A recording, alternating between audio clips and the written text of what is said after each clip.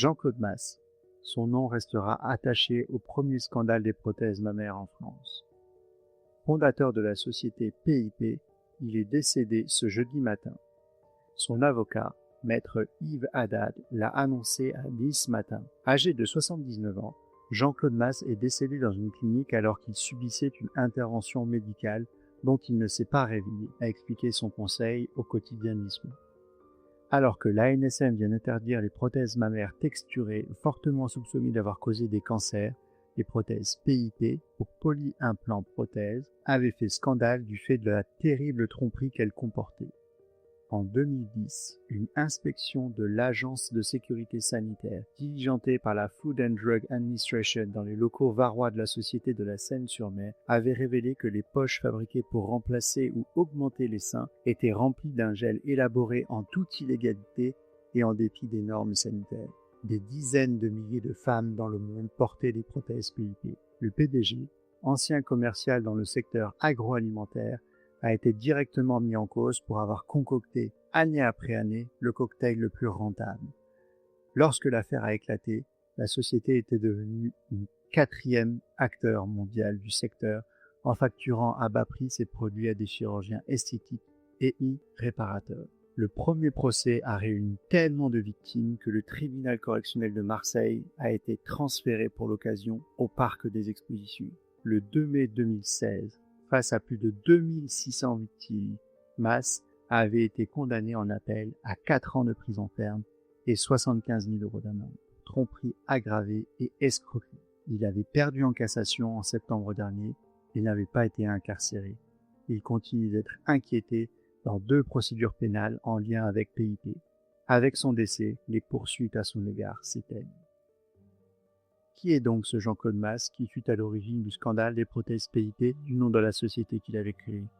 Quels sont ses crimes? Comment se termine l'histoire? C'est le sujet passionnant de notre épisode du jour. Bonjour, bonsoir, vous écoutez Medicine City, le podcast de True Crime médical francophone. Nous explorons ensemble les recoins les plus sombres de la cité médicale humaine. Je suis Falsiparum. Et moi, Bloody Nurse. Nous sommes mariés dans la vraie vie pour le meilleur et surtout pour le pire. Nous sommes de grands amateurs de podcasts et nous avons décidé ensemble de nous lancer dans cette aventure. Je suis préleveuse de sang professionnelle, fan de transfusion et enquêtrice amateur. Et moi, je suis médecin professionnel et comme Bloody Nurse, également criminologue amateur. Alors, si vous souhaitez nous entendre vous raconter les crimes, les scandales ou encore les affaires les plus sordides de la médecine, vous êtes ici chez vous. Je vais de suite faire une mise en garde pour vous, chers auditeurs. Compte tenu des sujets abordés, nous ne recommandons pas l'écoute de ce podcast à un public non averti.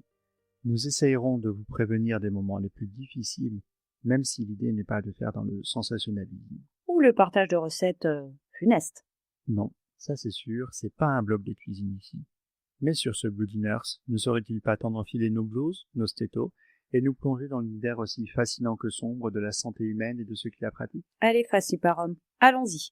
Mais juste avant, pensez à vous abonner à nos réseaux sociaux, nous laisser des likes et des commentaires. Oui, ou encore de nous rejoindre sur notre Patreon, où vous trouverez du contenu bonus additionnel au fur et à mesure des épisodes et des saisons. Mais sur ce, je crois qu'il est temps de passer les portes de la ville. C'est parti.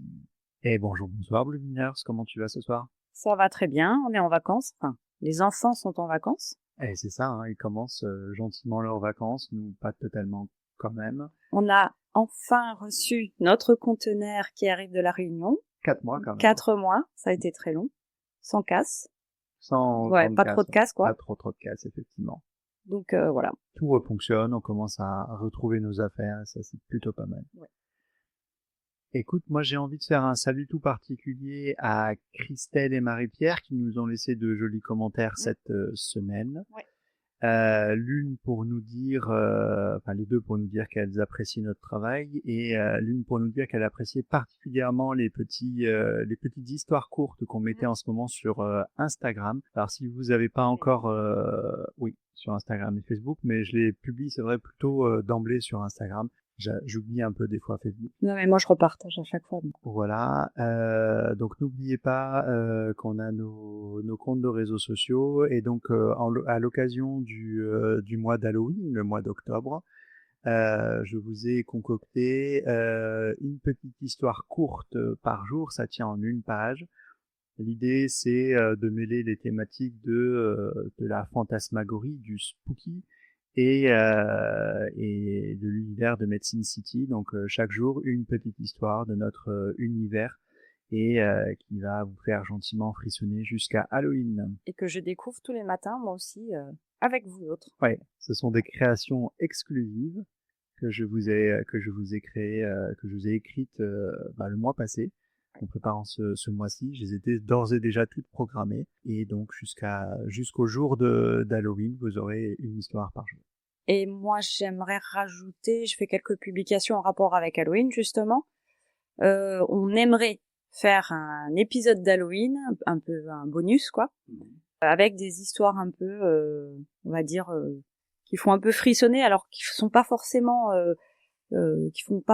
peur, mais des histoires un peu de soignants, de soignants qui auraient vécu lors de leur travail, hein, les fameuses sonnettes qui sonnent toutes seules, les choses comme ça, quoi, ou d'autres histoires paranormales que vous auriez vécues si vous êtes soignant, ou vous connaissez des soignants. N'hésitez pas à leur demander de nous partager les histoires pour qu'on puisse faire un épisode spécial de ces histoires de soignants d'Halloween. Voilà, si vous voulez. Donc vous pouvez nous écrire depuis Instagram ou Facebook, c'est nous joindre sur nos comptes en MP. Ça serait sympa pour qu'on puisse, parce que là pour l'instant on a eu quelques histoires, mais pas suffisamment pour faire un épisode pour l'instant. Alors moi j'ai mes histoires à moi, je suis pas très sensible au paranormal et à toutes ces choses-là, parce que je crois que l'homme est toujours pire que le paranormal.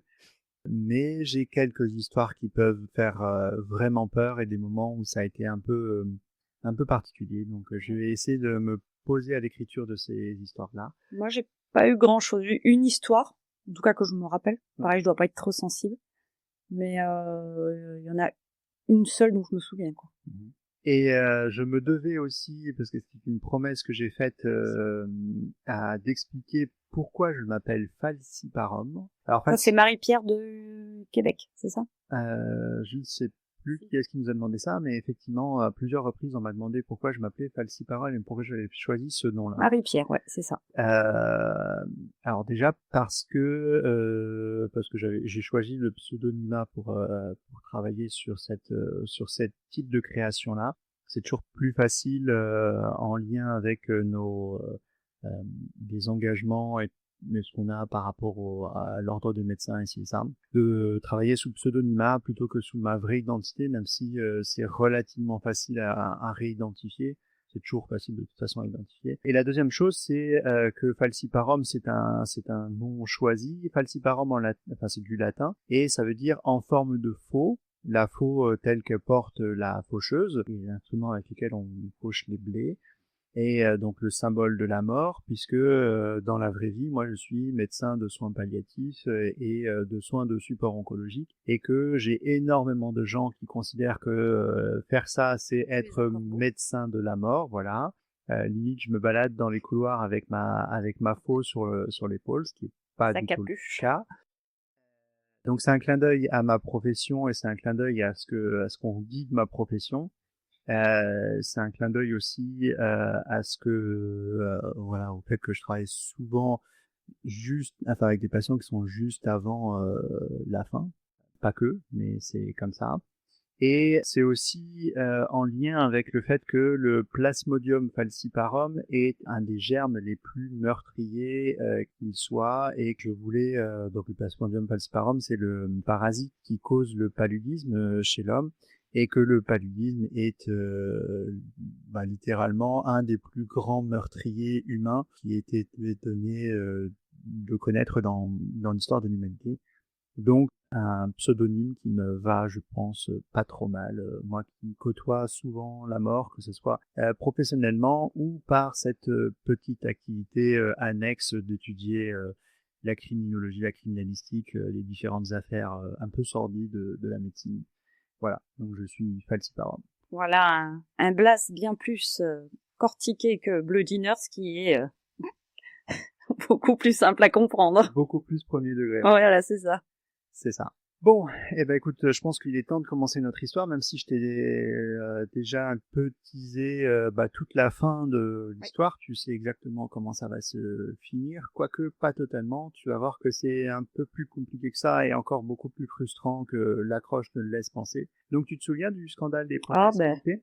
qui ne s'en souvient pas en France, en tout cas, ça fait un gros scandale. Gros Je scandale, pense que ouais. tout le monde en a entendu parler, donc Ouais. Moi, je voulais aborder ce sujet-là. Je l'avais placé plus tard dans ma saison. à Et puis l'épisode 7 peut-être? je ne sais plus. Si. Oui, sans doute épisode 16, oui, parce que je me suis trompé dans mon titre. Mais oui, oui, je l'avais marqué, tu vois, en épisode 16, et puis finalement, je le traite maintenant. Pourquoi? Parce qu'en fait, nous sommes le mois d'octobre, c'est pas que le mois d'Halloween, c'est le mois d'octobre rose aussi. En France, c'est le mois, donc, on parle beaucoup des cancers féminins, en particulier le cancer du sein et de dépistage, et que dans mon travail, puisque je fais du soin de support oncologique, on a beaucoup parlé en ces derniers temps de reconstruction mammaire et de chirurgie reconstructrice, etc. Et voilà, le thème m'est venu spontanément comme ça. Et donc j'avais envie de vous parler de cette affaire-là sur les prothèses mammaires.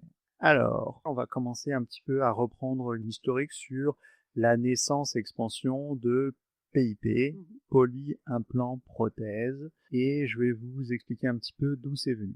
En 1991, Jean-Claude Masse, qui est un ancien représentant médical, fonde Polyimplant Prothèse à la Seine-sur-Mer, dans le Var, donc dans le sud de la France, sur la Côte d'Azur. Vu de Paris, c'est pas très loin de chez nous. C'est ça. Pourquoi il se dit que en 1991, c'est une bonne idée de créer une société qui fabrique des implants mammaires alors qu'on est représentant médical? Parce que dans les années 90, souvenez-vous, des modèles et des mannequins qui avaient à l'époque qui avaient une chirurgie, enfin qui avaient une plastique très plastique littéralement. Donc le début des années 90 correspond à un essor de la chirurgie esthétique à l'échelle mondiale et particulièrement aux États-Unis, en Amérique latine et en Europe. Donc le marché des prothèses, en particulier des prothèses mammaires, devient extrêmement porteur. La demande croît énormément pour des raisons esthétiques, donc à l'augmentation mammaire, ou des raisons reconstructives, parce que là on commence aussi à parler de façon un peu plus sérieuse de chirurgie de reconstruction, en particulier suite au cancer du sein. Là, tu es en train de dire qu'ils prennent plus en compte le psychologique d'après ablation, quoi. Enfin, en tout cas, on Ah, c'était commençait plus à clair. vouloir Ouais, voilà. reconstruire, y compris les corps des femmes qui avaient été lourdement impactées, d'autant que au début aussi, si on s'en souvient un petit peu, dans les traitements, on avait la mastectomie élargie, beaucoup plus large qu'aujourd'hui, où on essaie de faire de la tumorectomie, on essaie d'enlever le moins possible, juste la tumeur et éventuellement un peu de tissu sain autour, avant d'en emporter tout, on se posait moins de questions. Donc le début des années 90, c'est vraiment ce climat-là qui est très très porteur à un essor de la chirurgie esthétique. Et donc Mass, lui, en tant qu'ancien représentant médical, il va très vite comprendre qu'il y a une place à prendre face aux géants américains. Et donc son idée, ça va être de proposer une alternative européenne compétitive et moins chère que les implants importés. Produit sur place? Produit sur place à la Seine-sur-Mer. Donc jusque-là, il a une bonne idée en fait. Et donc, quelle est sa stratégie industrielle? Il va fabriquer donc les implants en mammaire en silicone, donc comme je disais, à visée esthétique et reconstructive. Et il va essayer de tabler tout le temps, ça va vraiment être son leitmotiv, sur les prix les plus bas possibles. Il va s'aligner le plus bas possible par rapport à ses concurrents. Sa production va être une production de masse. Il va essayer d'augmenter les cadences, d'augmenter la production pour que on ait des économies d'échelle. Et ce qui va se passer, c'est que il va s'appuyer sur, entre guillemets, un label, le label de qualité française, les labels CE pour la conformité aux normes européennes, etc. Et donc, il essaye de gratter un petit peu cette image de marque là d'un produit Ouais. qui est fabriqué De en qualité, France, à en la Europe, française, voilà. etc. Avec tout ça, PIP devient très rapidement un des acteurs majeurs du marché mondial et dès les années 90, 2 à 3 000 prothèses sont fabriquées par semaine. 2 à 3 000 prothèses par semaine. Et dans les années 2000, donc à peine 10 ans plus tard, il y a 100 000 implants qui sont vendus chaque année. Ouais, pas mal. 100 000, c'est Ouais, vraiment pas mal, hein.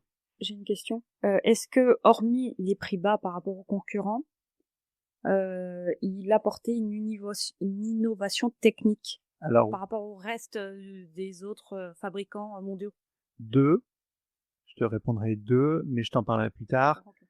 Et je vais t'expliquer aussi plus tard pourquoi ces innovations ont été problématiques. Parce que du coup, c'est ce qui pouvait Il a faire fait que deux il n'y choix a pas que les stratégiques. prix bas en général, il y a Ouais. aussi. Il a fait 2 choix stratégiques qui ont été très très Il y a lourds le de silicone, conséquences. non? Ce qui était niveau. On en parlera après, Ouais, pardon, excuse-moi. on en parlera plus tard. Et donc sa stratégie, donc, c'est d'inonder un petit peu les marchés. Il faut savoir que dès les années 2000, 80% de la production est exportée, en particulier vers les marchés d'Amérique latine, du Moyen-Orient et des restes des pays de l'Europe, Espagne, Royaume-Uni, Allemagne en particulier. Et alors, ce qui est intéressant quand on lit un petit peu ce qui se disait à l'époque et quand on regarde un peu les documents, bon, Amérique latine, on retrouve classique le Brésil, qui est un pays avec une culture, la chirurgie, notamment esthétique importante. Ils n'ont pas de problème avec ça. On a le Venezuela, la Colombie. Et au Moyen-Orient, alors les pays qui sont concernés, c'est en première intention, c'est l'Iran, dans les années Ouais, 2000, c'est surprenant quand même. Hein. voilà, devant l'Arabie Saoudite et la Turquie. Après, en 2000, ils n'étaient pas comme ils étaient. Ah, ils étaient 21 ans après la révolution islamique. Bon, voilà. Et C'était pas aussi cloisonné que ça l'est aujourd'hui. alors, ce qui a conduit au succès international, c'est que PIP sur le marché, c'était 20 à 30% moins cher que les concurrents. Pas rien quand même, Ouais, non, 20 c'est à énorme. 30%. Hein. Que dans certains pays dans lesquels il exportait, en particulier les pays du Moyen-Orient et certains pays d'Amérique latine, il n'y avait pas d'autorité sanitaire ou peu, ou en tout cas des normes peu contraignantes. Donc il n'y a pas de contrôle. Donc là, tu es en train de me dire que les prothèses extérieures à l'Europe n'étaient pas les mêmes que ceux qui étaient en Europe. Alors ça va être un débat un peu plus tard qui n'a pas été totalement tranché, mais clairement, oui, il a abusé un petit peu il a utilisé les normes et les absences de normes. Oui, parce que comme tu me dis que c'est peu contraignant, si tu me le précises, c'est que... Mais en fait, je vais t'expliquer plus tard que probablement que c'est les mêmes produits, mais ça n'a pas été la même fraude. Ah, ok. J'ai eu du mal. Ok. Et donc dès le début des années 2000, donc en 90 quand il se lance, il est rapidement 4e mondial. Début des années 2000, il devient 3e producteur mondial après Allergan et Mentor. Et à ce moment-là, il va développer une image de respectabilité qu'il va essayer d'entretenir, avec notamment une certification qu'on appelle ISO 9001, le marquage CE, et il va commencer à participer aux colloques médicaux internationaux et se présenter comme une alternative fiable aux produits américains, etc., etc. Ce qui se passe, c'est qu'il a fait un choix. Il a fait le choix de remplacer le gel médical par un gel industriel bon marché. Donc un gel moins correctement raffiné. Alors le gel médical d'usage commun, c'était du gel de silicone. Donc il a décidé d'utiliser un gel de silicone mais industriel, donc moins purifié, etc. Et de modifier aussi la texture de la prothèse en elle-même. D'accord, ok. Parce qu'en fait, là, la prothèse, c'est une poche dans laquelle il y a du silicone, mais il faut une poche en plastique, si tu veux, une texture à l'extérieur. Donc en fait, c'est ça les choix stratégiques qu'il a fait.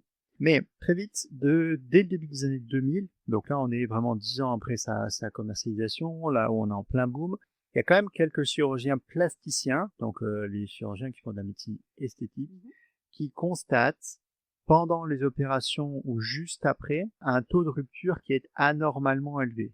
Donc elles sont moins solides. Ça, c'est en lien avec le deuxième choix qu'il a fait, la poche et le matériau qu'il utilise pour contenir le silicone. Et donc, les chirurgiens commencent à faire remonter que les enveloppes rompent prématurément, qu'il y a des fuites de gel de silicone, et qu'il y a des réactions inflammatoires, donc ça devient rouge chaud et douloureux au pourtour des implants une fois qu'ils sont implantés, et ce, quel que soit le devenir de l'implant. Je veux dire qu'il y a des implants qui n'ont pas rompu et qui provoquent ces inflammations, et des implants qui ont rompu et qui provoquent ces inflammations. Et donc, alors qu'une prothèse se change tous les 10-12 ans. Donc pensez, si vous voulez vous faire poser des seins, que globalement il faut tous les 10-12 ans y repasser. Donc au lieu de faire tous les 10-12 ans, en fait les chirurgiens se sont rendus compte que ils devaient réintervenir beaucoup plus tôt. Et ça, en particulier en chirurgie esthétique où les femmes doivent payer de leur poche, forcément c'est très très mal vu en fait. Voilà. Et également, quand ils opèrent, et que en particulier sur les prothèses rompues, très vite ils se rendent compte que le gel PIP, il est beaucoup plus visqueux et irritant que celui des autres marques. Parce qu'en fait, les autres marques aussi rompent. Il y a un taux de rupture qui est consubstantiel au matériel parce que ça peut toujours passer une poche, donc ça peut rompre. Il suffit de pas grand chose, une excès de pression, un coup de bistouri dedans, enfin voilà. Et en fait, quand ça rompt, et là ils se disent tiens c'est bizarre, la texture au doigt elle est différente, et ils se rendent compte que celles qui ont rompu en intramammaire provoquent des irritations qui sont inhabituelles, quoi. Donc ils essaient de faire remonter ça, mais les alertes restent éparses et isolées. Et malheureusement, énormément de patientes sont opérées à l'étranger. Donc il n'y a aucun retour clinique, il n'y a aucune pharmacovigilance, il n'y a aucune matériovigilance. Oui, parce que j'allais te dire, nous, aujourd'hui, en tout cas, moi, j'ai toujours connu ça et j'ai fait mes études en 2010. J'ai fini en 2010, pardon. Et où on a toujours appris que il y a un défaut de matériel. Faut faire de la matériovigilance tout de suite, faire remonter au constructeur, à l'hôpital, pour savoir d'où vient le problème. Ça, c'est la norme française et c'est comme ça. Mais tu vas voir que il y a eu des trous dans la raquette en France, malgré les normes, mais clairement la colombienne ou l'iranienne qui s'est fait opérer et qui a eu une rupture, clairement les autorités n'ont pas forcément su, en tout cas en France, qui sont pas 100 000 prothèses par an, je rappelle, dans les années 2000, quand même, qui partaient à l'export. Donc, il n'y a pas de mobilisation coordonnée dans les années 2001-2008. En 2008, par contre, là, on commence à avoir des autorités de santé étrangères qui commencent à s'alarmer. En particulier, malgré tout, dans les pays développés. Et ce qui chauffe le plus, c'est ce qui chauffe le plus, c'est d'abord en Allemagne et au Royaume-Uni. Et là, en Allemagne, les médecins remontent des taux de rupture inquiétants et qui dépassent largement les standards habituels. Et au Royaume-Uni, pareil, les chirurgiens et les cliniques font remonter un taux inhabituel de complications. Donc là, on a quand même des autorités de santé qui sont coordonnées et qui commencent à colliger des données. Les distributeurs étrangers commencent à se méfier, certains se passent le mot, mais de façon un peu officieuse, et il y en a certains qui commencent à suspendre leurs commandes. On est en 2008. En 2009, là, on arrive en France. En France, en 2009, c'est l'AFSAPS, l'Agence française de sécurité sanitaire des produits de santé, qui est celle qui a précédé l'ANSM, l'Agence nationale de sécurité du médicament, qui commence à être saisie après la remontée des alertes internationales. Donc en gros, les Allemands et les Anglais ont commencé à téléphoner en France en disant « Écoute, c'est bien gentil, mais tu as un producteur de matériel médical qui travaille chez toi et qui nous fournit des trucs qui sont louches. » Donc, 2009, l'AFSAPS lance une enquête et organise une inspection surprise de l'usine, qui est, je le rappelle, à la Seine-sur-Mer, dans le Var. C'est à côté de Saint-Tropez, si les gens ne voient pas ce que c'est, ne voient pas où c'est. Un assez joli coin. Et là, ils vont découvrir. Donc, on est en 2009. Écoute bien, 2009. Un double système de production. Il y a des prothèses qui sont fabriquées et qui sont conformes. Elles sont fabriquées, donc ils savent fabriquer des prothèses conformes. Attention. Donc, ils fabriquent des prothèses conformes. Elles sont utilisées pour les contrôles. Et il existe un deuxième type de lot, majoritaire bien entendu, de prothèses frauduleuses qui sont utilisées pour la commercialisation. L'enfoiré. Déjà. L'AFSAPS note en 2009 aussi l'utilisation d'un gel non homologué. C'est un mélange maison de silicone industriel qui n'est pas labellisé à usage médical. Et il y a indépendamment du fait que les prothèses conformes sont envoyées pour les contrôles, il y a une dissimulation organisée pour tromper les certificateurs, et en l'occurrence là, c'est le certificateur TÜV Rheinland qui est l'organisme allemand chargé du marquage CE, qui reçoit des papiers truqués en fait. Donc il reçoit des prothèses conformes pour les contrôles, il reçoit des papiers truqués, etc. Et donc, 2009, l'AFSAPS prend la décision de suspendre la commercialisation des implants PIP. Voilà. Mais jusque-là, ça reste un petit peu dans les arcanes du truc. Pour l'instant, c'est pas sorti publiquement. Ouais, donc ça veut dire que toutes les prothèses qui avaient été commandées par les autres chirurgiens et tout, les chirurgiens sont pas forcément au courant et continuent d'utiliser. Et les dames qui ont les prothèses... Ça me rappelle une histoire des années 80, ça. Et les dames qui ont les prothèses qui sont implantées, elles restent implantées et pas informées. Oui, bien sûr. Donc, non, mais parce que tous les chirurgiens sont pas forcément au courant non plus. Si. Ouais. Ah non, bah jusque-là, voilà, c'est pour ça que je te dis, pour l'instant, il y a... C'est vraiment comité restreint. Pour l'instant, il y a personne qui le sait. Et en 2010, alors, là, on est, c'est l'année de la révélation publique du scandale. Donc, ça fait pendant 20 ans, l'entreprise a tourné. En mars 2010, le 30 mars, donc l'AFSAPS, donc on est quand même un an après la suspension de la commercialisation, fait son communiqué de presse en disant que on retire les prothèses, on retire du marché les implants mammaires PIP. En raison, je cite, d'un taux anormal de rupture et de l'utilisation d'un gel, je cite, différent de celui déclaré lors de la mise sur le marché. Je ferme la parenthèse. Les porteuses sont alors appelées à consulter leur chirurgien pour la conduite à tenir. Et donc le même jour, l'entreprise PIP, qui fut le 3e exportateur mondial de prothèses, est placée en liquidation judiciaire. Donc là, c'est la chute. En avril, d'avril à juillet, le parquet de Marseille, parce que ça dépend du parquet de Marseille, ça dépend du parquet de Marseille, ouvre une enquête préliminaire pour tromperie aggravée et mise en danger de la vie d'autrui. Et donc, il y a les premières plaintes qui arrivent au civil et qui sont déposées qui sont déposées à Marseille. Et des associations, notamment associations de membres de porteuses de prothèses PIP, PPP, qui déposent plus de 500 plaintes. Et l'assureur de PIP, qui n'était pas au courant et qui apprend ça par voir un petit peu de presse, dépose lui aussi un recours en justice contre l'entreprise pour voilà. Le 28 et 29 septembre 2010, l'AFSAPS va recommander un renforcement de la sécurité et le retrait des prothèses en cas de suspicion de rupture. Le ministère de la Santé annonce la prise en charge des frais médicaux et chirurgicaux ainsi que le remplacement des implants s'il s'agit de reconstruction mammaire après cancer. Je laisse poser cette phrase-là. Oui. On est en France. Oui. Le ministère n'annonce ça que pour la France. Oui. Pas pour les autres. Et ma mère n'avait pas les PIP, mais il s'était posé des questions à l'époque. Ce que je veux dire par là, c'est que chaque pays va devoir se débrouiller avec ça, en fait. Là, la France traite pour la France et pas pour le reste du monde. Et que là, il y a, faut pas oublier, à partir de ce moment-là, qu'il va y avoir 2 grandes populations. Il y a celles qui se sont faites, les femmes qui se sont faites reconstruire le sein et poser des prothèses suite à des reconstructions mammaires, et notamment dans le cadre oncologique. Celles-ci vont être prises en charge et accompagnées. Et il y a toutes celles qui ont été concernées par des problèmes esthétiques qui vont devoir un peu se débrouiller. Et la Sécu va payer pour les enlever, mais pas pour pas pouvoir réparer ou quoi que ce soit. Je suis pas choquée en fait. J'ai l'impression que t'attendais une réaction. Non, mais c'est. Je suis tellement pas surprise de la part de l'administration française en fait pour ce genre de truc. Mais du coup, je trouve que c'est quand même une certaine violence dans. Oui, oui, complètement, ouais.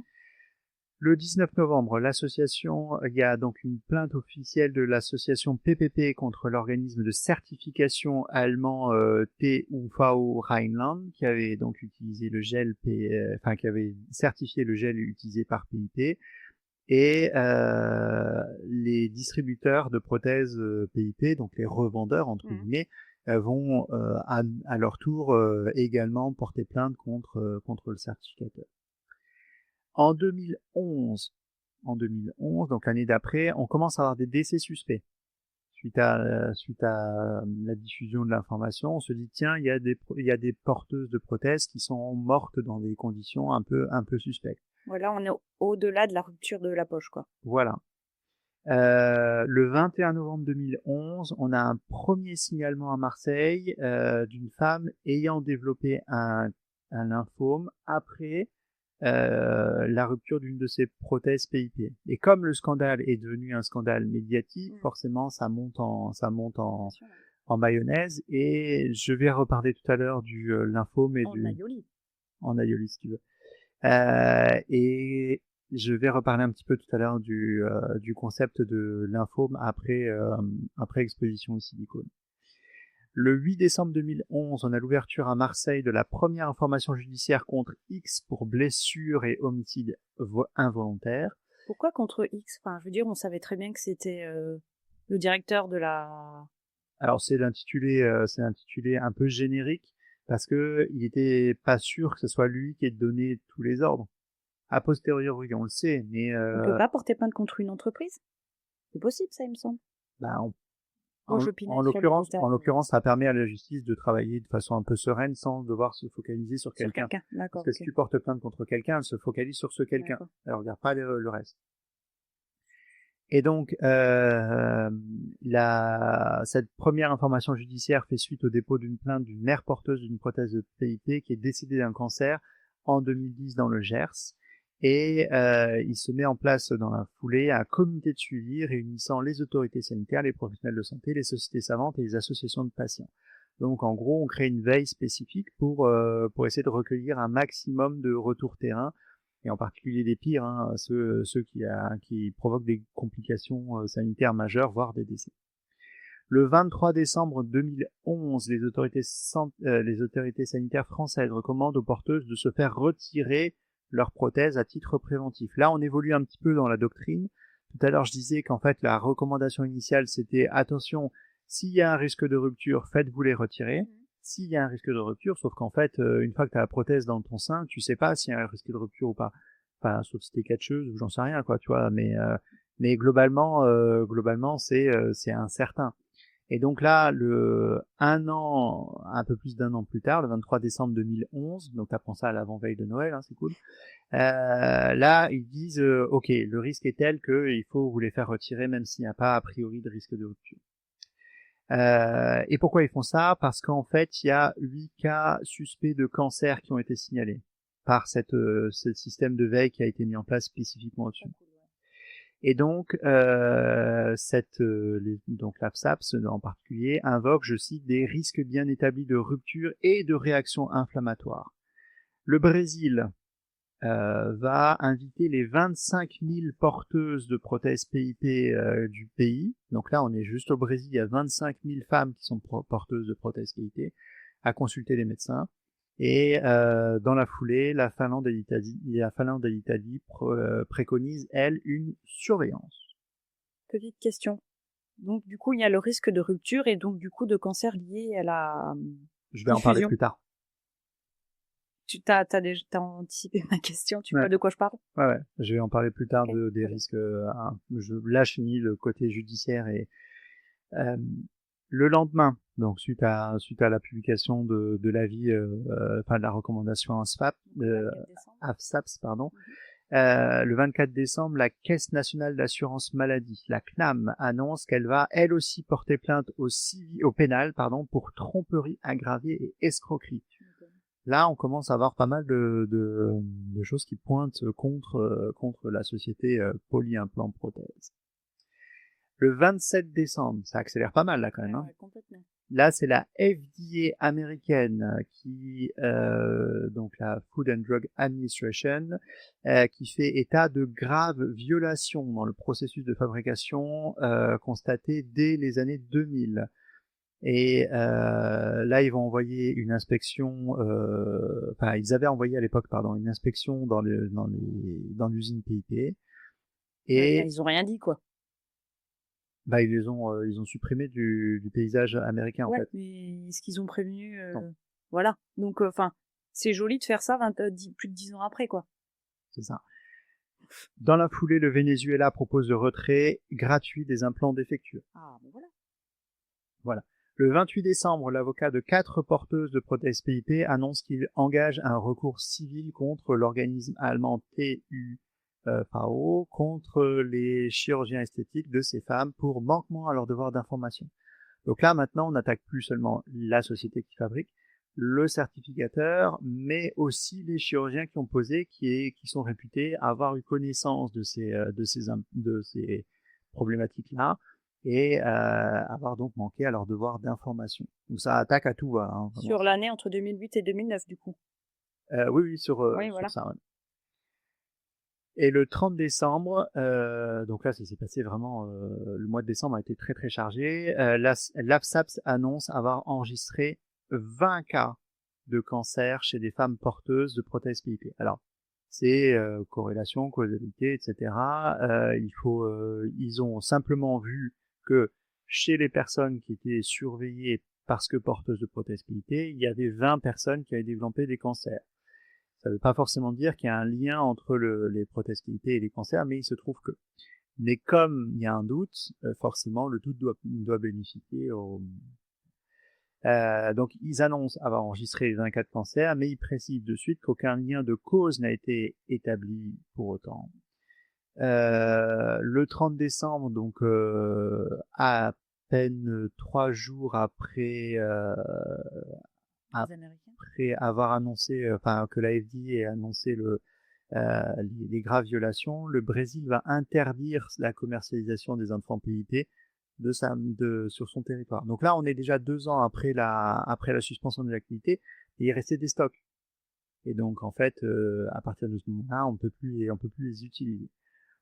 Il y a un recensement qui est fait le 30 décembre. La justice italienne et la justice de Grande-Bretagne, à ce moment-là, ont enregistré 42 000 femmes concernées en Italie et en Grande-Bretagne.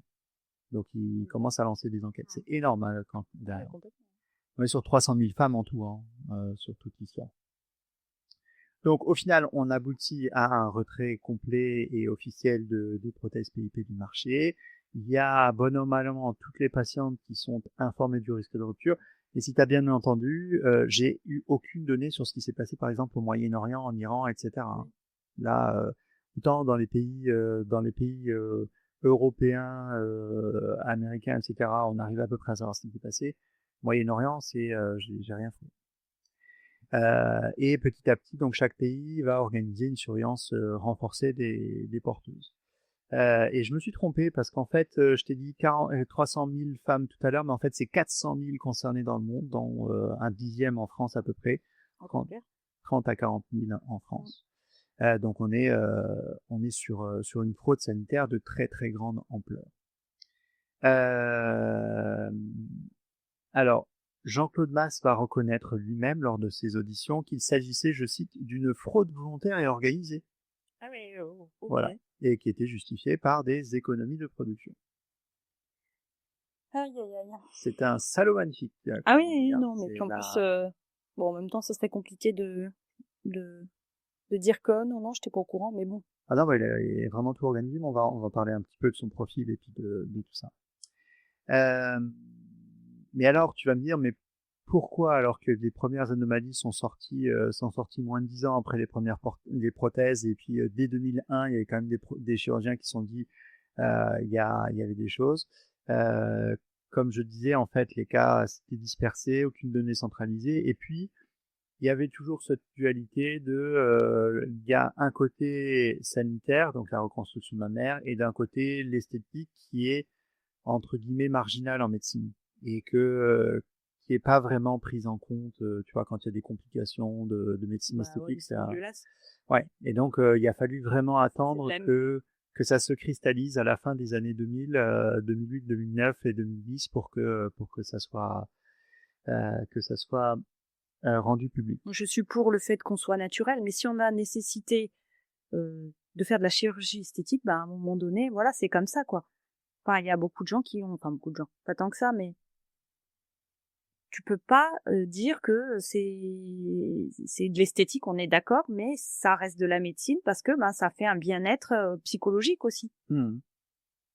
Donc voilà, c'est pas En fait, il y C'est a, pas inutile comme médecine.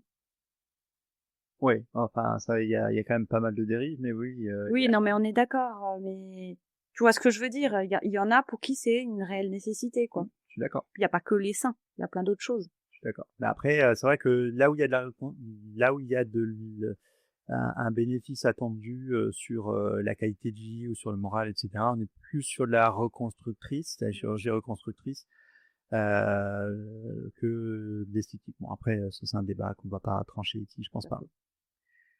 Bon, je vais te parler un petit peu de notre protagoniste principal, Jean-Claude Masse, le fondateur. Jean-Claude Masse est né en 1939 dans le sud de la France. Au départ, il exerce comme représentant médical. Donc, il va se faire tranquillement un petit carnet d'adresses dans le secteur pharmaceutique et médical. Et en fait, il va voir un petit peu le fonctionnement de tout ça. En particulier, le fonctionnement commercial des entreprises. Et donc, il va de ses contacts directs avec les médecins, de la connaissance des dispositifs médicaux et de sa maîtrise des codes de la vente et par ses capacités de persuasion. En fait, il va devenir le chef d'entreprise, il va décider de fonder son entreprise. Il a toujours dit, toujours affirmé que pour lui, la santé est avant tout un marché lucratif. Pas de mensonge. Là, Pas d'hypocrisie, on y va. Là, pour le coup, il a beaucoup menti, mais sur ce côté-là, Ouais. il a jamais caché son jeu. Ouais, il aime l'argent, quoi. Donc en 1991, il va fonder Polyimplant Prothèse, donc PIP, à La Seyne-sur-Mer, donc dans le Var. Ses anciens collaborateurs le décrivent comme un homme autoritaire, parfois brutal dans ses décisions. Voilà. Il est obsédé par les coûts de production, il veut une rentabilité maximale, quitte à ronger sur la qualité des matériaux. Bon, ça, vu le devenir de sa société, on n'est pas trop surpris. Et donc dans son management, ses anciens collaborateurs vont dire qu'il était méprisant envers les employés, qu'il les considérait comme des simples exécutants, et distant vis-à-vis des patientes qu'il réduit à des clientes sans considération pour leur santé ou leur vécu. Voilà.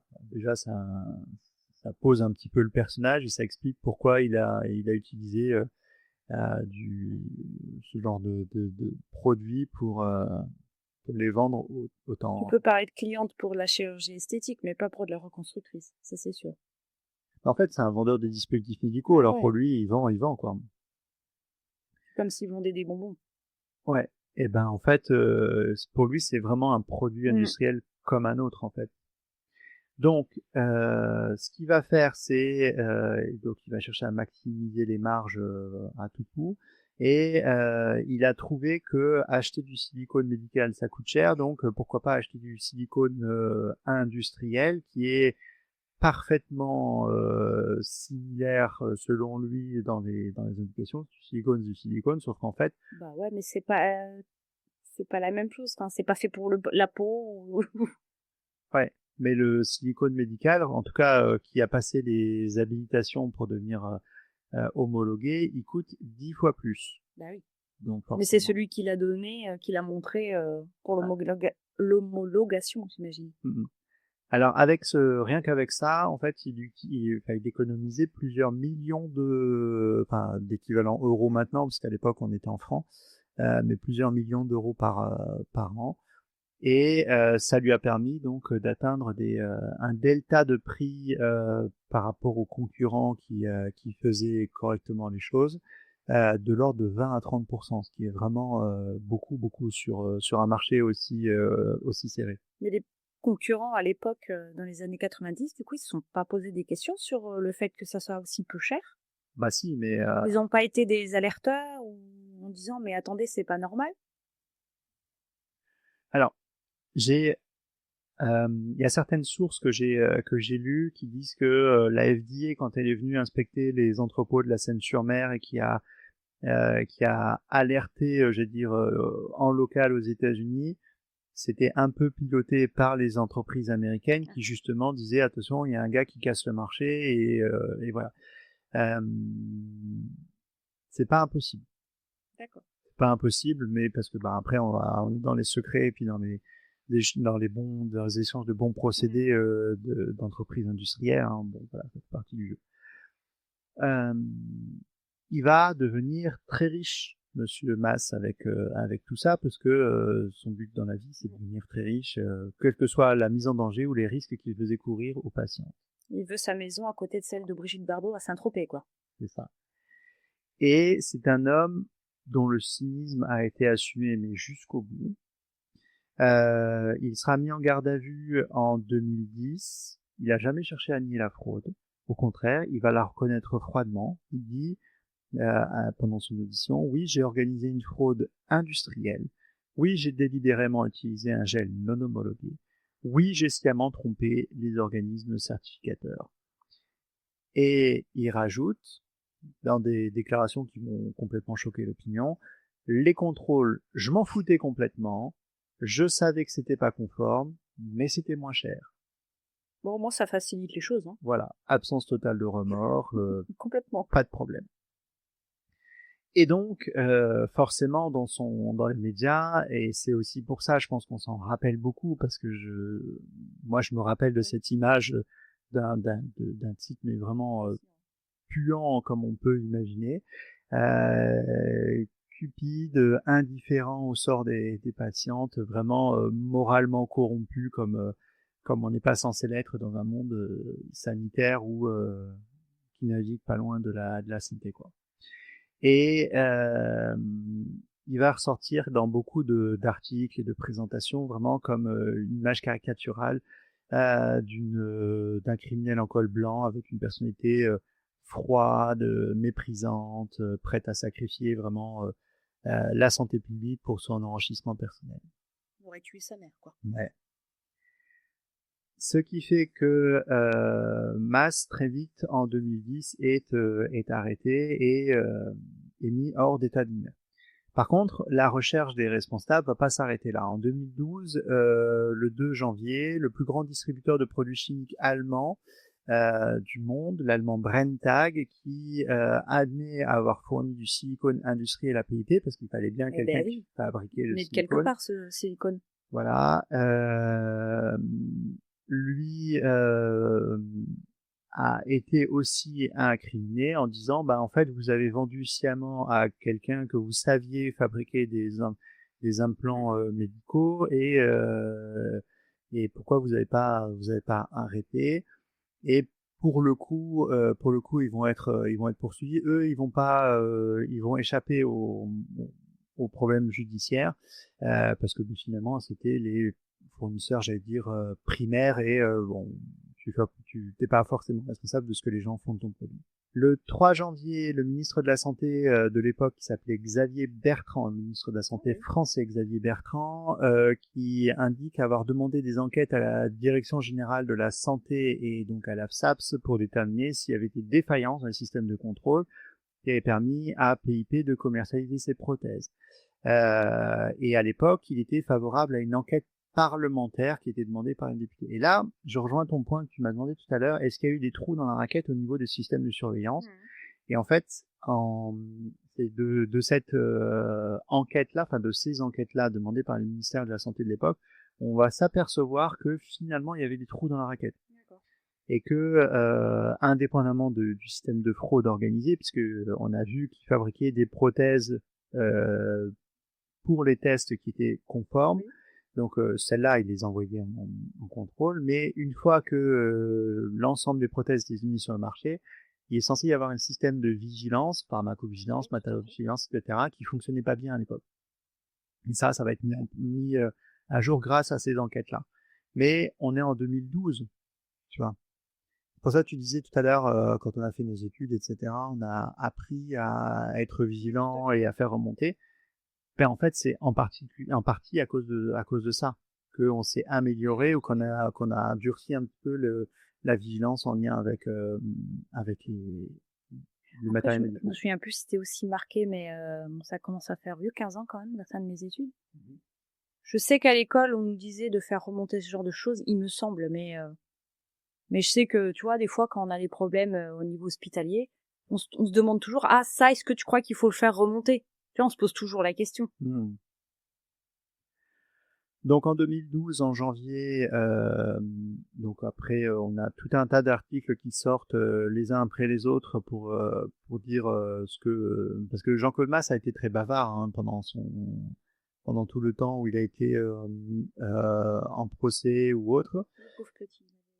C'est ça. Au fur et à mesure, les plaintes commencent à s'accumuler aussi dans les autres pays et sont de plus en plus nombreuses. Le 27 janvier 2012, il est finalement mis en examen parce que jusque-là, il était en garde à vue, tu sais, il était sur enquête. Donc là, la justice finalise une mise en examen pour blessure involontaire. Et là, ça va être le premier côté frustrant. Il va être laissé en liberté sous contrôle judiciaire avec l'obligation de verser une caution de 100 000 euros qu'il va faire, bien sûr, parce qu'il est très riche et qu'il peut le faire. 100 000 euros, c'est tout? Ouais. Et seulement le 9 février, le parquet de Marseille ouvre une enquête complémentaire sur une banqueroute frauduleuse, un abus de biens sociaux et une organisation frauduleuse d'insolvabilité. Parce qu'en fait, il est allé jusqu'au bout de son idée, c'est qu'en fait, il savait que la fin était proche, parce que ça a commencé en 2009, sa fin. Et là, on est en 2012. Et en fait, entre-temps, il a organisé son insolvabilité. Et en fait, il s'est fait passer pour insolvable. Enfoiré, quoi. Ouais. Et que sa société peut pas payer, si ça. Le 5 juillet, il est de nouveau mis en examen, mais dans le volet donc financier. Donc là, pour le coup, abus de biens sociaux, c'est quand tu tapes dans les comptes de ta société. Pour blanchiment d'argent et blanchiment de fraude fiscale, donc en plus il a fraudé le fisc. Et son ancien président du directoire, Claude Couty, lui, il est mis aussi en examen 2 jours plus tôt pour également blanchiment de fraude fiscale. Il faisait ça en groupe, abus de biens sociaux et tromperie, ainsi que pour banqueroute. Le personnel, le petit personnel, les ouvriers, ils étaient au courant ou pas? Bah, ils n'avaient pas le choix parce que, enfin, ils savaient ce qu'ils faisaient, mais en fait, ils étaient tyrannisés par l'autre Oui, qui mais leur peut-être disait de qu'ils faire étaient ça. pas au courant que le gel, c'était pas le bon gel, tu vois ce que je veux dire? Après, je sais pas exactement Parce que s'ils sont pas au courant de quel ça, niveau de, mais en tout cas, ils n'ont pas été, c'est un gel, ils sont pas forcément au courant que ça arrive pas de la bonne entreprise, quoi. eux n'ont pas été embêtés. Ouais, ok. En 2013, c'est le certificateur allemand TUV Rheinland qui est assigné devant le tribunal de commerce de Toulon pour manquement à ses obligations de certification et de contrôle. Et là, donc, il y a plusieurs milliers de victimes et 6 distributeurs étrangers qui lui réclament au total 50 millions d'euros de dédommagement. Et donc, on est sur quelque chose qui est assez lourd hein, pour le certificateur. Du coup, c'est plus lui, dans la foulée, il a fermé boutique, non? Il t'a TUV? Ouais. Ah non, TUV Rheinland continue à être un grand organisme de certification et tu le vois encore sur beaucoup de produits. Hein. Ah ouais. Ouais, je te montrerai. Il y a beaucoup de choses qui sont Ah, ça leur a servi de leçon. ouais, C'est ça. sans doute, toujours. Euh, Le 11 avril, la chambre d'instruction de la cour d'appel d'Aix-en-Provence infirme les ordonnances rendues fin janvier par la juge Anaïk Le Goff en charge du dossier ouvert pour blessure involontaire en décembre 2011 par le parquet de Marseille qui écartait de la procédure les femmes dont les prothèses enlevées ne présentaient pas de rupture. Et donc, pourquoi c'est important ça? Parce que cette décision va ouvrir la voie à l'indemnisation de plusieurs milliers de femmes s'étant fait retirer les prothèses PIP à titre préventif. Donc en gros, ce qui se passe le 11 avril, c'est que la cour d'appel va dire que les blessures involontaires qui avaient été retenues au départ sont plus nombreuses que celles qui étaient constatées, puisque celles qui étaient uniquement vues dans la procédure initiale, c'est celles où il y avait des prothèses rompues.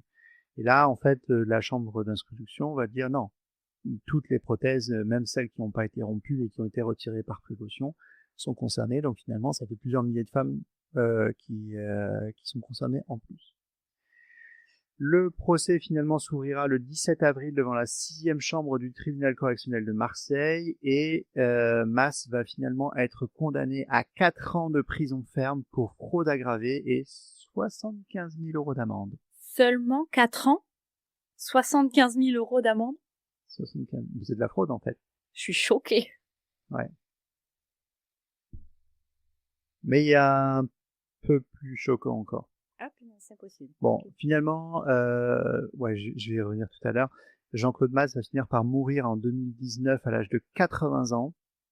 Et, et on va voir que son histoire est pas totalement finie. Mais avant ça, je vais parler un petit peu de la fraude industrielle et du gel. Euh, Pourquoi c'est important d'avoir un gel médical et qu'est-ce que c'est qu'un gel de silicone médical? Donc le silicone, c'est une matière dérivée du pétrole. Le gel de silicone médical est hautement purifié et il est testé dans la toxicologie et dans sa biocompatibilité. En gros, on le met en contact des organes et des tissus humains et on regarde un petit peu comment il réagit. Le fait d'utiliser du gel de silicone industriel, bah en fait, fait que il y a des impuretés dedans, des impuretés qui sont pas contrôlées, qui sont parfois toxiques par elles-mêmes, qui peuvent provoquer des réactions inflammatoires, qui peuvent provoquer des cancers, qui peuvent provoquer des soucis de cette nature-là, qui peuvent aussi provoquer des interactions avec la membrane de la poche, et c'est aussi probablement pour ça que les poches ont rompu. Alors certes, la membrane était un peu plus fine, il fallait aussi faire de l'économie sur la membrane, mais il y avait aussi probablement les impuretés qui étaient à l'intérieur du silicone industriel qui faisaient que ça rompait.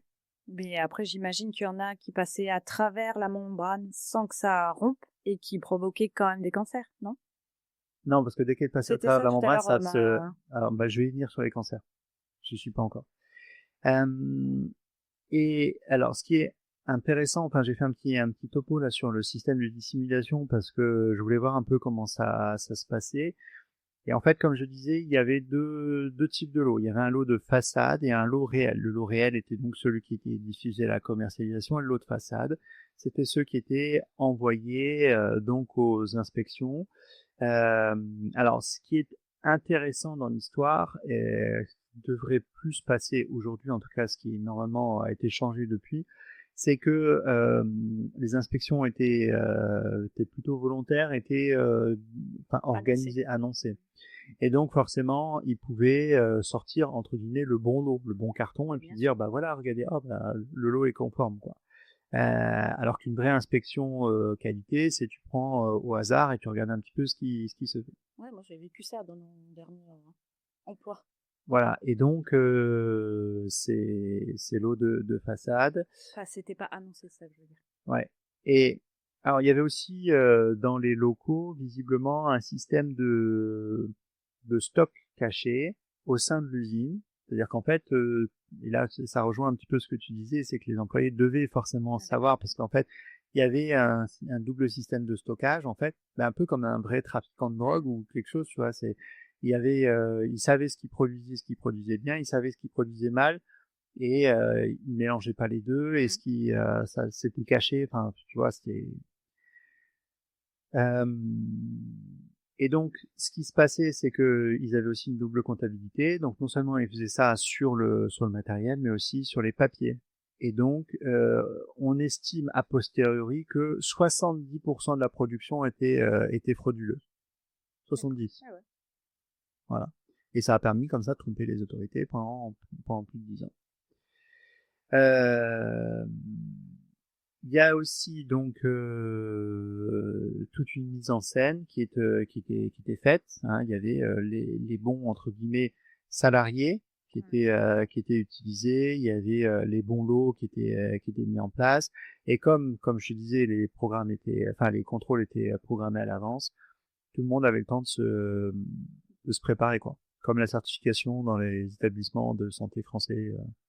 Tout le monde prépare sa petite pièce de théâtre et puis finalement Oui. à la fin on fait voilà. Ils mettaient en repos ceux qui risquaient de se mettre à pleurer, donc les inspecteurs, quoi.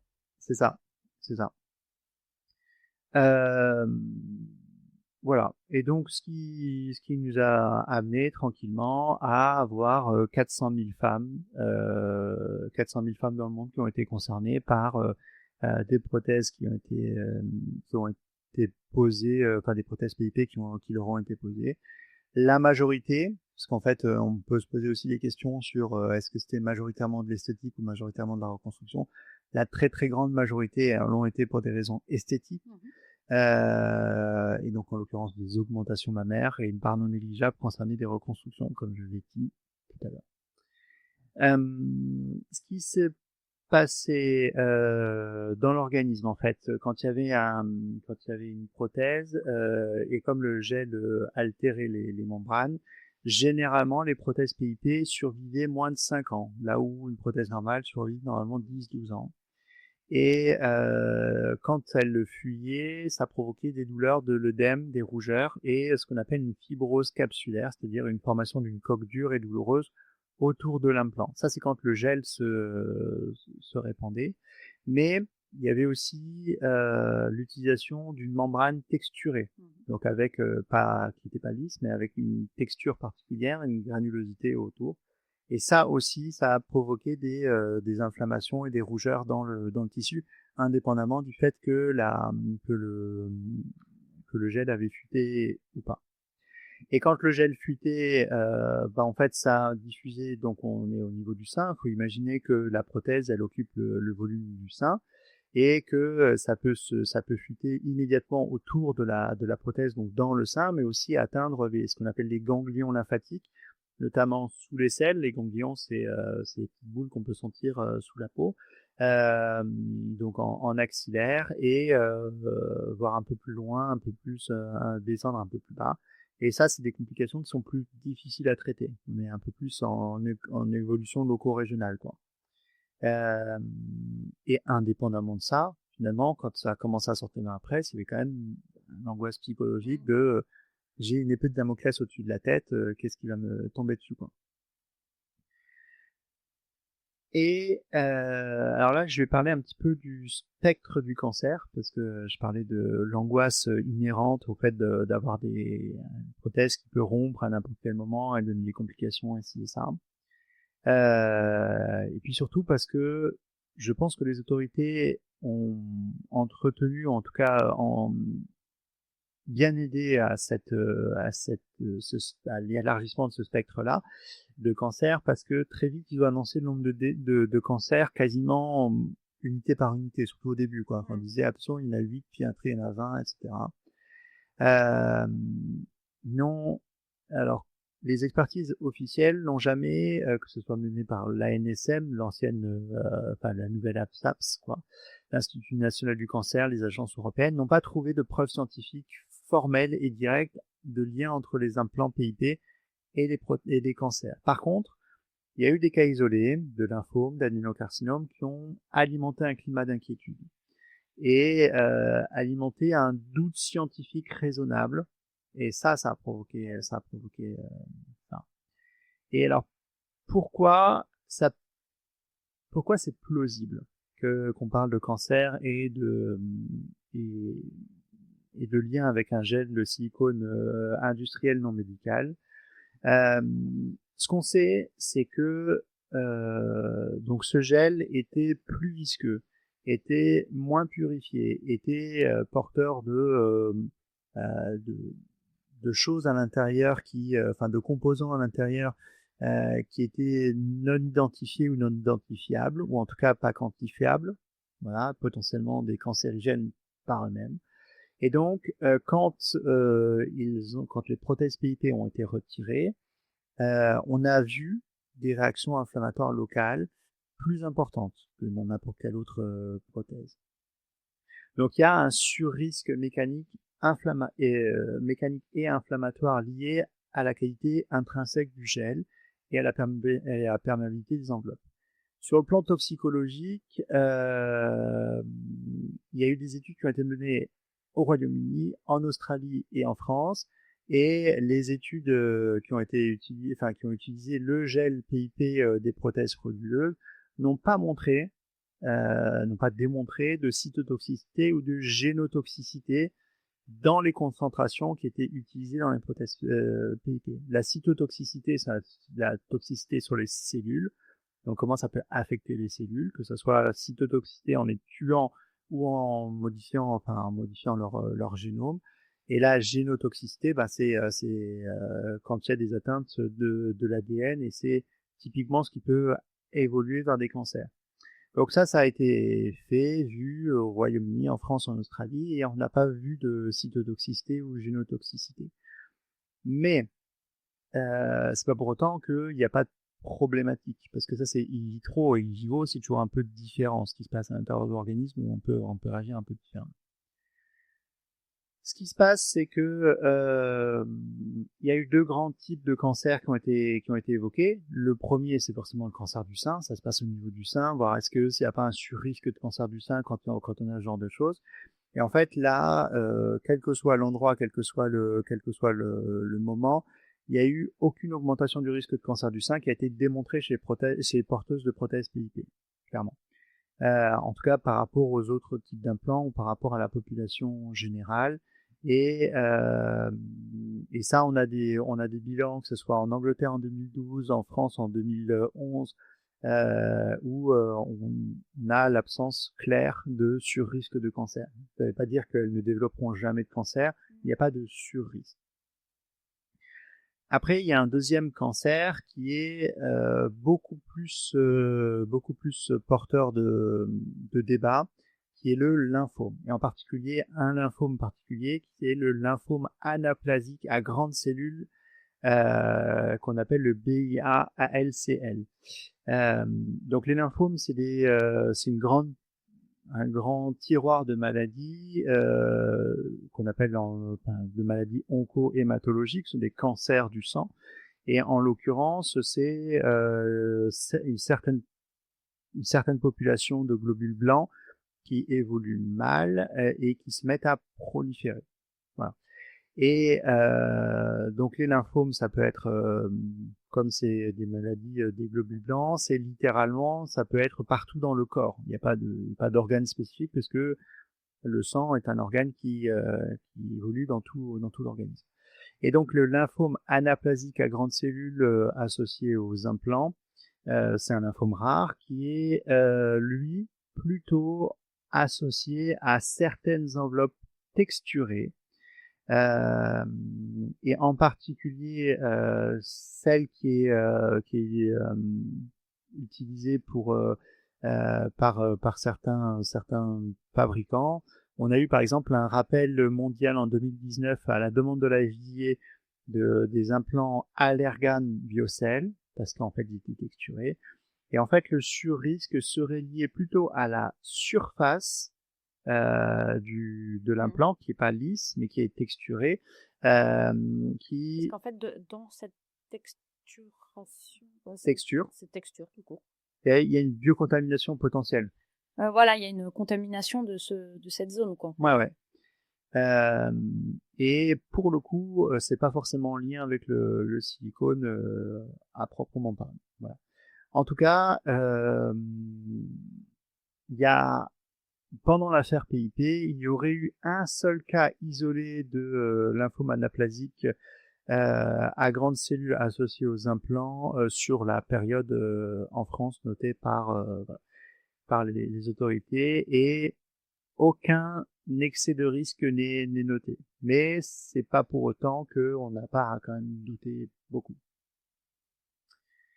Et ce qu'on recommande maintenant, c'est que clairement, il faut un suivi, donc il faut bien entendu explanter préventivement depuis 2011 toutes les prothèses. Donc si jamais, bon, je pense qu'en 2025 maintenant, il y a plus de prothèses PIP qui soient encore implantées, mais si jamais il y avait besoin, il faudrait les retirer.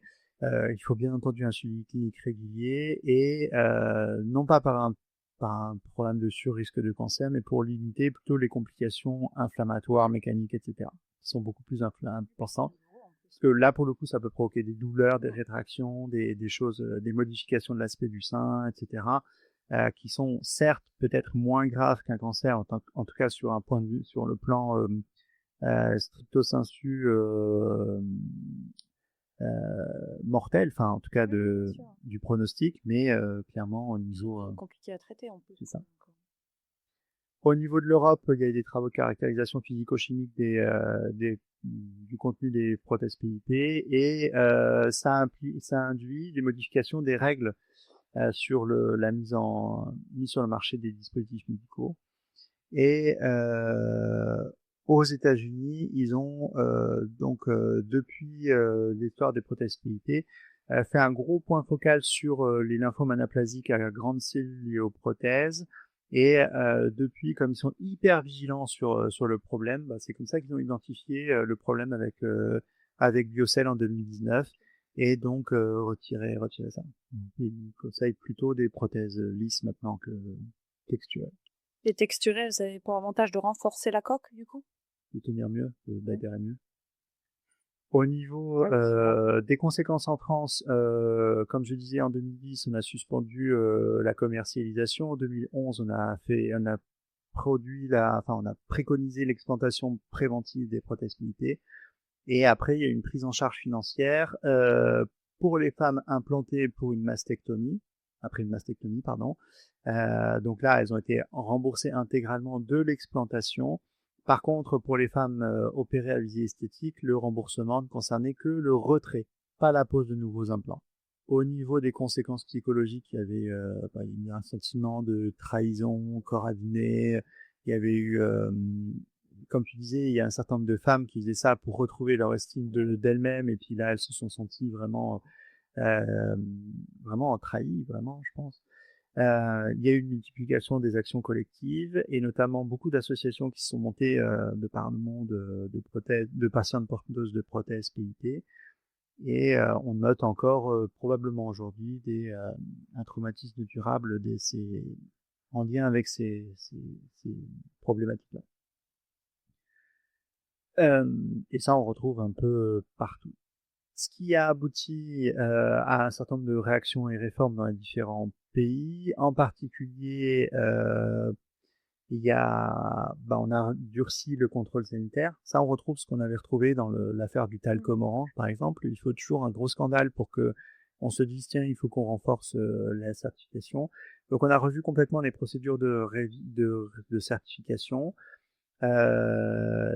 Avant le scandale, clairement, les dispositifs médicaux pouvaient obtenir le marquage CE via des organismes certificateurs avec des inspections programmées ou peu approfondies.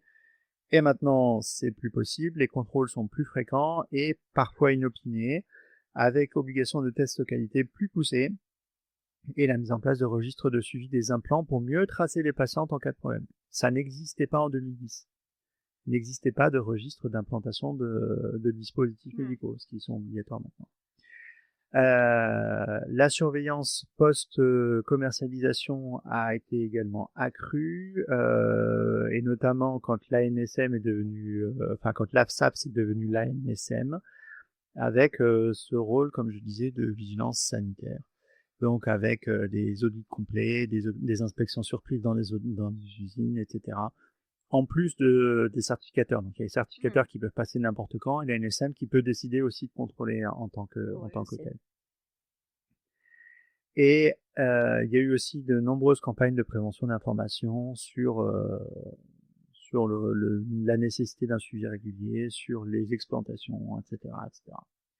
En Europe, puisque on était en Europe, et là je te fais un bond en 2017, pas si loin que ça, 2017. 2017, c'est l'année pendant laquelle on a mis en place un nouveau cadre réglementaire. Donc il a fallu attendre autant de temps quand même. Il y a eu donc en 2017 le règlement 2017-745 relatif aux dispositifs médicaux, c'est MDR, qui est entré en application en 2021. Putain, c'est quand même, hein. Voilà. Et donc là, on a une grosse réforme de fond sur la mise en place et la distribution des dispositifs médicaux avec la traçabilité renforcée, notamment avec l'introduction, ça a été mis là en place, d'un identifiant unique pour chaque dispositif. C'est-à-dire qu'avant, tu n'étais pas obligé d'avoir un identifiant unique qui te disait que telle personne était porteuse de tel truc. C'est fou, hein, 2021. Ouais, non, mais moi, ça me paraît ahurissant. J'ai l'impression c'est sûrement une impression d'avoir toujours connu ça, en fait. Ouais, mais mais je pense que c'est une impression seulement. Ça me paraît tellement évident aujourd'hui que... Il y a eu aussi un contrôle des certificateurs en eux-mêmes, parce qu'en fait les certificateurs avant n'étaient pas forcément certifiés ou contrôlés, donc on va vérifier, enfin l'Europe va vérifier qu'ils font bien des inspections aléatoires, qu'ils font bien des audits non lancés et qu'ils font bien des vérifications documentaires renforcées. Voilà. Donc les certificateurs vont être certifiés, les certificateurs vont faire un boulot plus intense. Et il a fallu attendre qu'on soit en 2021 pour en aboutir. Et il y a eu aussi le registre européen EUDAMED, qui est une base de données publique pour centraliser les informations sur les dispositifs médicaux, leurs fabricants et les incidents signalés. Donc là, on est au niveau de l'Europe, donc tous les États européens se mettent ensemble pour faire remonter leurs données. Donc s'il y a un problème, par exemple en Italie, tous les pays européens le sauront, ce qui n'était pas le cas avant. Et à partir de là, on va demander on va exiger une responsabilité un peu accrue des fabricants, avec une obligation de preuves cliniques solides, surveillance après une mise sur le marché, etc., etc. Concrètement dans le monde, l'image de la qualité française et des laboratoires de production de dispositifs médicaux, clairement, ça a été vraiment vraiment impacté. Et que aujourd'hui, même les grands, les leaders du marché, Allergan et Mentor, qui ont pas été concernés par ça, ont été un peu associés à tort et impactés suite au risque. Donc maintenant, clairement, il y a une crise de confiance. Enfin, il y a eu une crise de confiance qui s'est passée avec pas mal de choses. Ce qui s'est donc pour revenir un petit peu au niveau du procès, enfin des procès, donc 2011, donc j'ai dit liquidation judiciaire de PIP. 2013, enfin le procès pénal de Jean-Claude Mars et ses collaborateurs. Donc lui, il va finir par être condamné à 4 ans de prison ferme, 75 000 euros d'amende et l'interdiction définitive d'exercer dans le médical. Bon, sachant que en 2013, il avait 75 ans. Oui, bien sûr. Bon, il a fait ses 4 ans de prison? Non. J'allais y venir. Non, il avait un cancer. Donc il était malade et en fait, il a pas fait tout le. Je crois qu'il a dû faire 1 an, je crois.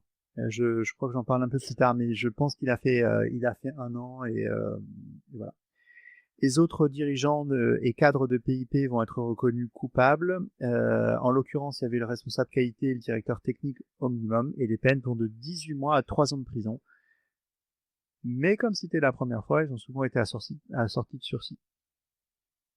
Pas rien. C'est une première fois, ils ont tiré les leçons. Mais c'est la première fois que, et c'est une des rares fois, où un chef d'entreprise français du secteur médical est condamné à une peine de prison ferme pour fraude sanitaire massive.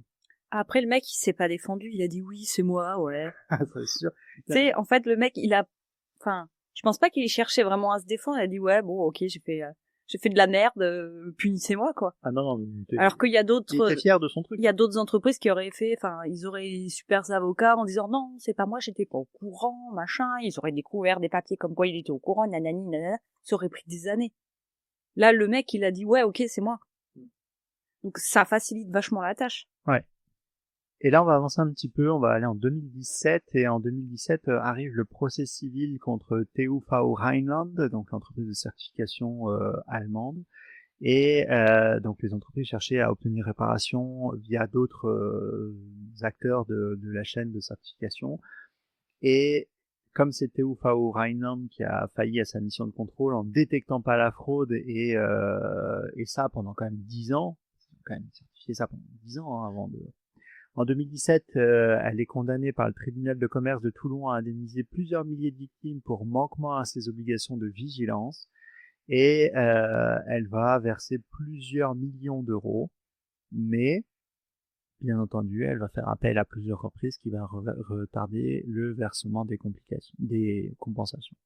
Ce qui fait que pour les victimes, comme d'habitude, le combat judiciaire c'est long, complexe, éprouvant, et que on est facilement très las face aux lenteurs de la justice, et que au bout de 10 ans, on n'est toujours pas indemnisé, et que on fait traîner les délais, et que c'est toujours un peu d'un côté l'entreprise qui elle continue à vivre sa vie d'entreprise sans être trop embêtée, d'un autre côté les victimes qui vivent avec des séquelles, que ce soit physiques, morales ou psychologiques, qui sont énormes. Là, l'entreprise, elle a fermé.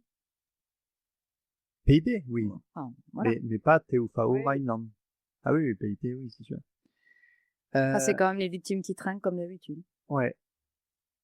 Et alors, ce que j'ai pas réussi à trouver, figure-toi, donc là on est, je te parle du procès en 2017, donc on est en 2025 au moment où on enregistre ce podcast.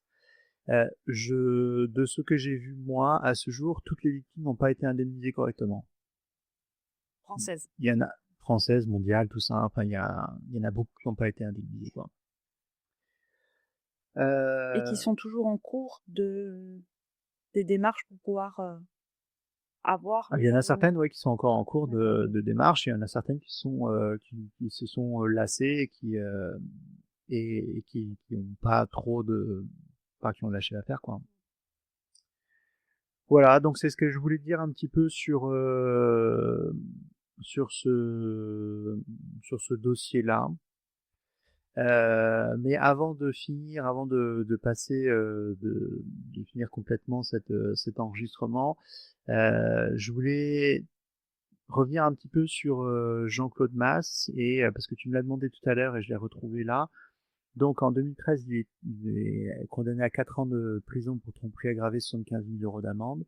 En fait, il fait qu'une seule partie de sa peine et il va être libéré en moins d'un an et mourir, j'allais dire presque tranquillement, en 2019 à 80 ans, alors que toutes les poursuites étaient pas finies. Donc, comme sa disparition va mettre fin aux poursuites judiciaires directement qui l'incombent. On attend encore, il y a encore des procès contre les assureurs, les certificateurs et puis euh, les entreprises qui sont en appel pour indemniser les gens. Mais ça reste assez frustrant quand même Complètement. d'avoir quelqu'un qui, même quand il a été condamné, parce qu'il a été condamné, finalement, pas forcément à hauteur des 400 000 personnes quand même. 400 000. Surtout qu'il s'est mis un sacré billet dans la poche, donc à un moment donné. Ouais. Et puis, en fait, le pire, je pense, dans tout ça, c'est qu'il n'avait aucun regret, quoi. Enfin, il n'y a même pas eu une parole de regret pour les victimes, quoi. Ça, c'est terrible, je pense aussi, parce que ça joue beaucoup dans le deuil de tout ça pour les victimes, en général. Le Ouais. fait de reconnaître et de s'excuser. Et sur justement le devenir des victimes, moi j'ai trouvé des chiffres. Alors je te disais tout à l'heure que 400 000 femmes concernées, on estime qu'il y en a entre 30 et 40 000 en France. Et il se trouve que les chiffres que j'ai trouvés, moi, c'est qu'entre 2011 et 2015, 18 000 femmes se sont fait retirer des prothèses PIP. Donc 18, on est loin des 30 ou des 40. Mais ça, c'est les femmes pour qui l'assurance maladie a pris en charge les retraits. Voilà. Pas les autres. Alors, il y en a probablement d'autres qui en ont profité pour revoir leur chirurgien esthétique et puis enlever les prothèses, remettre d'autres prothèses, etc. Bon. Mais clairement, ouais, il n'y en a que 18 000 pour qui ont été prises en charge pour ça entre 2011 et 2015. Alors bien sûr, il peut y en avoir eu d'autres après. Mais bon, c'est quand même pas rien et je trouve que c'est bizarre, quoi. Voilà, c'est ce que je voulais dire sur ce scandale qu'on a déjà peut-être un petit peu trop vite oublié. Un cas encore un peu frustrant où finalement il n'y a pas vraiment de coupable puni à hauteur, à mon avis, de sa responsabilité. De ce qui a été fait, ouais. Et ça, c'est un pattern, je trouve, assez commun dans ces affaires de fraude industrielle où finalement Le scandale celui qui médicaux. paye le plus, c'est celui qui le subit, quoi. Exactement, parce qu'il y en a d'autres scandales médicaux qu'on va traiter, où c'est pareil, en fait. Ah oui. Ou que tu as déjà traité. Ouais, c'est sûr. Bon, bah, sur ce, je crois qu'il est temps de conclure. Merci de nous avoir écoutés. Je félicite sincèrement tous ceux qui sont parvenus jusqu'ici. Merci de nous supporter tout ce temps. Merci à tous pour vos retours, vos écoutes de nos épisodes. Ça nous fait plaisir. On a de plus en plus de messages, donc ça fait plaisir. Ouais. Abonnez-vous sur nos plateformes. Nous sommes sur Spotify, Apple Podcast, Ocha, toutes les autres. Mettez des pouces, des étoiles, des likes. N'hésitez pas à nous laisser des messages, des commentaires, un max d'étoiles, effectivement. Rejoignez-nous sur les réseaux sociaux. Sur Facebook, nous sommes la communauté de Medicine City et Medicine City Podcast. Sur Instagram, nous sommes Medicine City Podcast. Moi, je suis Falsiparum Medicine City. Et moi, Bloody Nurse Medicine City.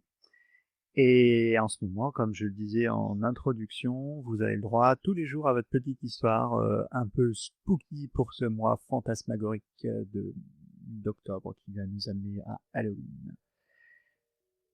Voilà, partagez, likez, commentez, sentez-vous libre de faire vos retours, vos suggestions, ils sont les bienvenus. Et tu as le prochain épisode, le thème du prochain épisode? Oui, on va parler d'un serial killer allemand. Ah, on reste... ouais. En Europe. Oui, on ne reste pas loin de la zone allemande. Ah, j'ai pas mal parlé de TID... Oui, puis moi, mon scénario. Je suis encore avec mon épisode d'avant, voilà. C'était en Autriche avec Asperger. Tout à fait, tout à fait. Merci à tous. Restez à l'écoute des pulsations qui montent depuis les ruelles sombres de la ville. À bientôt. À bientôt.